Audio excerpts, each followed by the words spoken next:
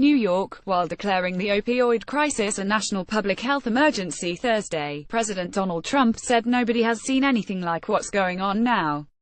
He was right, and he was wrong. Yes, this is the most widespread and deadly drug crisis in the nation's history. But there has been a long string of other such epidemics, each sharing chilling similarities with today's unfolding tragedy. There was an outbreak after the Civil War when soldiers and others became addicted to a new pharmaceutical called morphine, one of the first of many man-made opioids. There was another in the early 1900s after a different drug was developed to help cure morphine addiction. It was called heroin. Cocaine was also developed by drug makers and sold to help morphine addiction.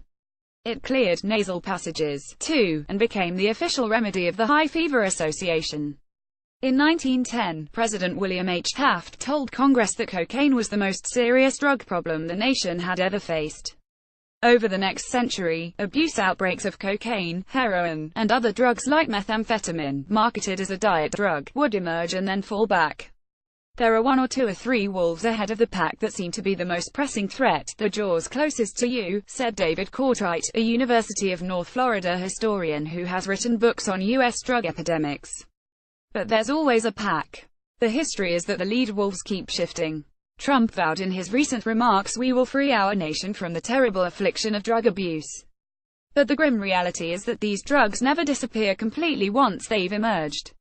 The good news, though, is that drug epidemics fade considerably, usually because reduced supply and demand eventually diminish the number of new addictions, experts say. And that history offers some hope for the future. The 1800s better, and more dangerous, medicines. Most U.S. drug epidemics over the past 2 centuries were sparked by pharmaceutical companies and physicians pushing products that gradually proved to be addictive and dangerous. In the 1800s the drug was often opium, usually sold as a liquid in products like laudanum, and given to patients for pain or trouble sleeping. Mary Todd Lincoln, President Lincoln's wife, took it for headaches and became addicted. The drug was also used to get high. Opium fiends smoked it in opium dens like those in San Francisco's Chinatown. Rev. Frederick Masters, a 19th-century Methodist missionary, described opium dens in that city as dark, fumy basements, sepulchre-like, and they were silent, save for the sputtering of opium pipes or the heavy breathing of their sleeping victims. The young nation's drug problem grew because of morphine, a painkiller derived from opium through a chemical process that was perfected by E. Merck Company of Germany. It made battlefield injuries more bearable for Civil War soldiers, but so many veterans got hooked that morphine addiction was sometimes called the army disease. It would get worse. Cocaine and heroin were soon developed, in part to help morphine addiction. Merck introduced cocaine, which became a prime ingredient in a variety of over-the-counter tonics for sinus problems and other ailments. Because of its energizing effects, beverage makers put it in the wines and sodas, and laborers in the South sniffed it to get through grueling work shifts. Bayer, another German pharmaceutical company, began marketing heroin in the 1890s. It often came in pill form, without prescription, and was used to treat the flu and respiratory ailments. But it came to be sniffed, and later injected, by those looking for a more intense high or a substitute for other drugs, whether it was morphine in 1905 or opioid pain pills like Vicodin in 2015. The early 1900s from cure to curse. In the early 1900s, cocaine shifted from a consumer fad into a reviled epidemic, as physicians began documenting addiction problems and police chiefs linked recreational cocaine use to prostitution and violent crime. It led to the first national effort to contain a drug epidemic in 1914. Congress passed the Harrison Act, which said cocaine and heroin could be sold only as a prescription medicine, not in over-the-counter remedies or in consumer products. Historians believe a growing stigma attached to cocaine use was the main reason the epidemic declined, but they say enforcement of the Harrison Act, and its impact on prices, also was important. Cocaine and heroin got much more expensive when they were driven underground. Drugs were still abused in the later years in pockets of society. Cocaine use was rampant in Hollywood in the 1920s, for example. But economics and politics helped prevent larger-scale epidemics for a time. The Great Depression meant few had the disposable income for an illicit drug habit, and World War II decimated the supply of drugs from overseas. There's no customs patrol more efficient than a boat, said Courtwright, the University of North Florida historian. Mid-20th century, the first war on drugs, alcohol and cigarettes were, and remain, the nation's primary addictions. Both kill far more people than drugs. But since the middle of the century, there's been wave after wave of other drug abuse outbreaks. Amphetamines, developed in the 1930s, took off in the 1950s. Marketed by drug companies and promoted by doctors, they were used for weight loss, anxiety and depression. Methamphetamine, developed by the Burroughs Wellcome Drug Company, was often prescribed as a diet pill and abused by those attracted by the surge of energy it produced. Users who injected it were known as speed freaks. The speed freak is, in many ways, an outcast in a society of outcasts. He is regarded as a fool by heroin addicts, as insane and violent by those using psychedelics and marijuana, and a bust by non-drug-using hustlers, wrote Drive. Roger Smith, a criminologist who studied drug use in San Francisco in the late 1960s. Greater regulation of the drugs in 1970, along with a stigma attached to speed freaks, caused the drugs to recede as others became more widely used. In the 1960s and 1970s, heroin use surged, prompted in part by Vietnam War soldiers who were exposed to it while fighting overseas. Unlike the doctor-driven previous drug epidemics, this one victimized poor inner-city neighborhoods most. In 1970 and 1971, in New York City, more adolescents, many of them black and Puerto Rican, died of heroin-related incidents than any other cause. There was little compassion then for heroin addicts, recalled John de Miranda, a longtime addiction professional who worked with homeless men in Boston's South End in the early 1970s. "We basically cared for the men nobody else wanted to deal with," he said.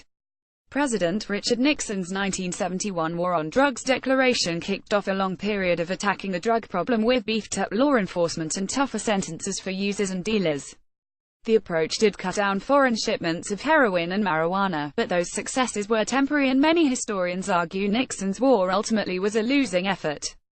Late 20th century cocaine on high heroin use faded in the late 70s, but cocaine was on its way back, first in powder form and then becoming an epidemic of crack in the 1980s when a supply glut prompted dealers to sell hardened cocaine rocks that sold for $5 to $10 on the street.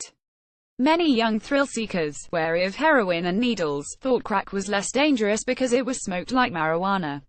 Like the heroin surge before it, crack was seen as tied to urban blight and violent crime. This triggered a new drug war, including the "This Is Your Brain on Drugs" TV spots that showed frying eggs, and harsh jail sentences for the sale and possession of crack that were far more severe than the penalties for regular cocaine. The crack epidemic died out in the 1990s, tailing off at roughly the same time both in cities that aggressively arrested people and cities that didn't. Experts said the police crackdown contributed, but more important was society's growing repulsion to the drugs. Families and communities were shattered by crack-related murders and arrests. The drugs users came to be regarded as disgraceful crackheads. Even risk-taking kids, looking for new highs, started to avoid crack. Today's opioid epidemic. In 1900, when cocaine and heroin were legal and popular, there were 250,000 Americans with a drug addiction, according to one historical estimate. That was about 1 in 300 Americans. The estimate today is 1 in 133, and the drugs are deadlier than ever. "In all my years I've worked in the substance abuse field, I've never had so many patients die," said Joan Hartman, Vice President of Behavioral Health Services for Illinois-based Chestnut Health Systems, who has been working in treatment for 3 decades. There were fewer than 3,000 overdose deaths in 1970, when a heroin epidemic was raging in the U.S. cities.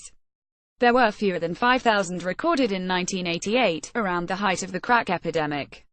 More than 64,000 Americans died from drug overdoses last year, according to the U.S. Centers for Disease Control and Prevention. This epidemic started around 1995, kicked off by a drug called OxyContin, which, like heroin and morphine before it, was meant to be a safer and more effective opioid.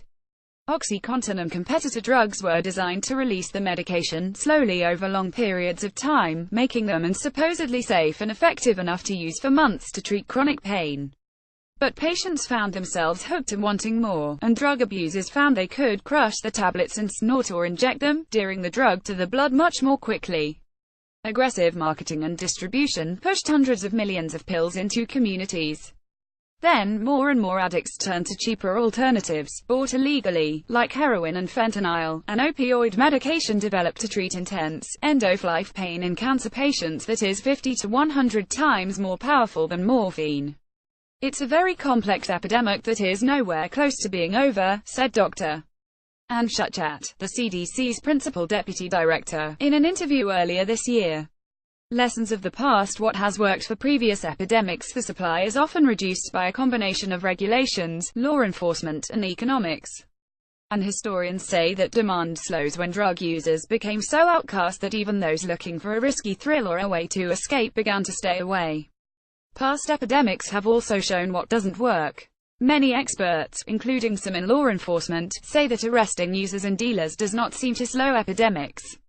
We cannot arrest our way out of the heroin and opioid addiction crisis, said Brian Moran, Virginia's Secretary of Public Safety and Homeland Security, speaking at a federal hearing in July. But while health experts want to urge people to shun drugs to reduce the number of new addictions, they say ostracizing the people already suffering from addiction does little to help them.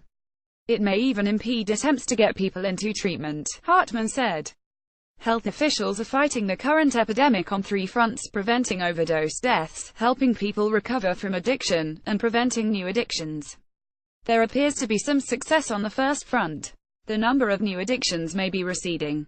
A recent federal report noted a downward trend in opioid misuse in adults younger than 50. Prescription rates are falling, though they remain far higher than years ago.